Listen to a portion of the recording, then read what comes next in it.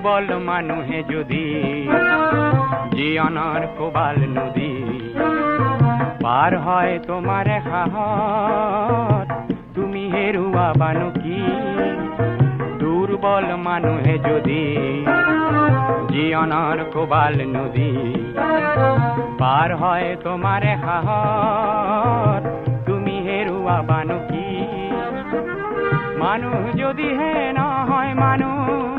দানৱ কাহানিও নহয় মানুহ যদিহে নহয় মানুহ দানৱ কাহানিও নহয় মানুহ যদি দানৱ কাহানি বা হয় মানুহ